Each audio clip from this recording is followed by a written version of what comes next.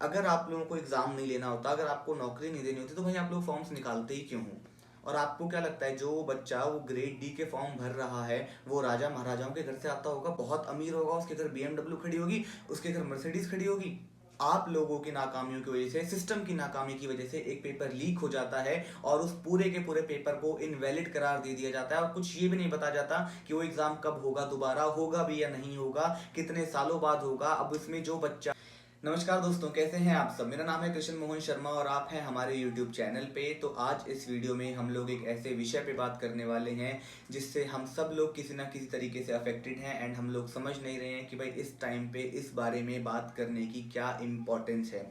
तो क्या है ये टॉपिक? मैं श्योर हूँ कि जितने भी मेरे मित्रगण ये वीडियो देख रहे हैं उसमें से कुछ ना कुछ लोग ज़रूर सरकारी नौकरी की तैयारी कर रहे होंगे, या फिर अगर आप नहीं तो आपका कोई छोटा या बड़ा भाई बहन, कोई दोस्त, कोई रिश्तेदार, कोई रिलेटिव, कोई फ्रेंड, कुछ ना कोई ज़रूर सरकारी नौकरी या गवर्नमेंट जॉब की तैयारी कर रहा होगा। वो कोई भी डिपार्टमेंट हो सकता है, वो UPSC हो सकता है, वो SSC हो सकता है, वो CGL हो सकता है, वो कोई भी डिपार्टमेंट हो सकता है। तो अगर आप लोग किसी भी ऐसे उससे जुड़े हुए हैं तो इस वीडियो को ध्यान से देखें। इसमें मैं कुछ बहुत इंपॉर्टेंट फैक्ट्स आप लोगों के आगे रखने वाला हूँ, जो पता होना, जिसको सुनने के बाद आप लोग भी सोचने पे ज़रूर ज़रूर ज़रूर मजबूर हो जाएंगे। तो क्या है, तो चलिए एक बहुत छोटे से उदाहरण से बात करते हैं मार्च 2019 के।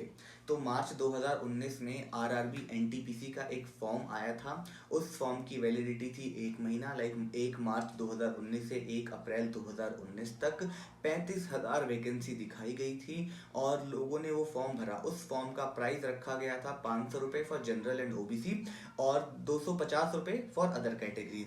उसी के 12 दिन बाद, या हाँ 12 दिन बाद, एक और फॉर्म आया RRB ग्रुप डी का, जिसको हम लोग ग्रेड डी भी बोलते हैं। तो उसकी भी वैलिडिटी यही थी 12 मार्च से 12 अप्रैल तक। उसके भी फॉर्म के प्राइसेस बिल्कुल सेम थे। तो फॉर्म्स निकले एंड दोनों फॉर्म्स की एक टेंटेटिव डेट्स भी बताई गई थी कि भाई जुलाई अगस्त तक ये हमारे एग्जाम्स कंडक्ट करवा दिए जाएंगे। लेकिन उसके बाद फॉर्म्स फिल हुए एंड आप लोगों को जान के बहुत ज़्यादा, मैं कह सकता हूँ आप लोग शॉक्ड हो जाएंगे कि इनके एप्लीकेंट्स थे कितने थे। तो इन दोनों फॉर्म्स के लिए लगभग लगभग 2 करोड़ एप्लीकेशंस आई थी। अगर मैं आप लोगों को एग्जैक्ट नंबर बताऊं तो जो RRB NTPC था उसके लिए 1,26,30,855 एप्लीकेशंस आई थी, और RRB ग्रुप डी के लिए 1,15,67,248 एप्लीकेशंस आई थी। जो अगर हम दोनों मिला दें तो 2,41,98,103 एप्लीकेशंस हो गई, यानी 1,35,000 वैकेंसीज के लिए लगभग लगभग 2 करोड़ 2.5 करोड़ के आसपास एप्लीकेशंस आई। तो इससे एक तो भाई हमारे देश का जो एम्प्लॉयमेंट रेट है, बेरोजगारी दर है, वो सामने आता है कि भाई कितने भारी तादाद में हमारे देश में लोग बेरोजगार हैं। लेकिन ये एक बिल्कुल अलग पहलू है, हम इस पे अभी बात नहीं करते, अभी अपने मेन मुद्दे पे ही रहते हैं। तो अगर हम लोग मानते हैं कि भाई ये जो 2-2.5 करोड़ लोगों ने फॉर्म भरा है, इसमें से अगर आधे लोग जनरल OBC के होंगे और आधे SC ST के होंगे, तो लगभग अगर इन दोनों फॉर्म से देखें तो सरकार के पास इन फॉर्म से जो रेवेन्यू आया होगा उसकी वो लगभग 1,000 करोड़ के आसपास आया होगा। होंगे कि वो एग्जाम्स आज तक कंडक्ट नहीं हुए। मैं आज ये वीडियो बना रहा हूँ, आज ये डेट है 20 अक्टूबर डेट है आज, तो आज तक ये एग्ज़ाम कंडक्ट नहीं हुए हैं। एक फॉर्म था जो निकाला आपने, 1.5 साल से ज़्यादा हो गया उस फॉर्म को निकले हुए, आज तक उस फॉर्म का एग्ज़ाम कंडक्ट नहीं हुआ। उस फॉर्म से आप बच्चों से 1,000 करोड़ रुपए ले चुके हो। भाई 1,000 करोड़ रुपए बहुत बड़ी रकम होती है। आप लोग किसी मरे से मरे बैंक में 1,000 रुपये डाल दो तो ब्याज आपको पता है कितना आएगा, आप 4% हिसाब से अपने हिसाब से कैलकुलेट कर लो महीने का कितना सरकार हमारे पैसों का, गरीबों के पैसों का ब्याज खा रही है। ठीक है भाई, आप लोग एक एग्ज़ाम, आप बार बार आप यही स्टेटमेंट दे रहे हो कि भाई हम एग्ज़ाम कंडक्ट नहीं करवा पा रहे हैं, हमें कोई वेंडर नहीं मिल रहा, हम एग्ज़ाम कंडक्ट नहीं करवा पा रहे हैं, हमें कोई वेंडर नहीं मिल रहा। अरे भाई, जब आपके पास वेंडर नहीं था तो एग्ज़ाम फॉर्म निकालने की इतनी क्या जल्दी थी? या तो पहले आप अपना वेंडर डिसाइड करते, उसके बाद आप लोगों को एग्ज़ाम फॉर्म निकालने चाहिए थे। और अगर आप लोगों से वेंडर ज़्यादा पैसे मांग रहा है तो भाई आप लोगों ने वो 500 रुपये रेट रखा ही क्यों? आप ज़्यादा पैसे, तो आप ज़्यादा पैसे रेट रखते फॉर्म का। बट अगर कोई बच्चा उस फॉर्म की मार्च में वो फॉर्म निकला उसके बारे में तैयारी कर रहा होगा, 1.5 साल हो गए उसको तैयारी करते करते, एंड अब आप चलिए ठीक है और 3-4 महीने बाद 2 साल बाद अगर आप उस फॉर्म का एग्ज़ाम लेते हैं, वो बच्चा एग्ज़ाम देता है और अगर उसका क्लियर नहीं होता तो भाई उसकी ज़िंदगी के तो 2 साल आप लोगों ने ख़राब कर दिए ना। वही अगर आप एग्ज़ाम सितंबर में ले लेते तो आपको पता चल जाता, उस बच्चे को पता चल जाता 6 महीने बाद ही कि भाई मेरा एग्ज़ाम क्लियर नहीं हुआ, अब मेरे को किसी और दिशा में चलना है, मेरे को किसी और एग्ज़ाम की तैयारी करनी है। जो चीज़ वो बच्चे 6 महीने में क्लियर कर पाता, वो चीज़ के लिए आप लोगों ने उसके 2 साल खराब कर दिए। अब आपको पता भी नहीं है जब उस बच्चे का एग्ज़ाम क्लियर नहीं होगा तो कितना डिमोटिवेट हो जाएगा, कितना ज़्यादा फॉर से डिप्रेशन में आ जाएगा। मतलब ऐसे करके हम और कुछ नहीं कर रहे, हम सिर्फ अपनी कंट्री के रिसोर्सेज को बर्बाद कर रहे हैं। और ये कोई ऐसा एक दो उदाहरण नहीं है। जनवरी 2020 में, सॉरी दिसंबर 2019 में ही एक दिल्ली मेट्रो के फॉर्म्स निकले थे, कस्टमर रिलेशनशिप असिस्टेंट RNE 10। ठीक है, फॉर्म का प्राइस यही था, लगभग 500-750 रुपये फॉर्म था, प्राइस था। फॉर्म्स बाहर निकले, एग्जाम्स भी कंडक्ट हुए, लेकिन उसका रिजल्ट कभी नहीं आया।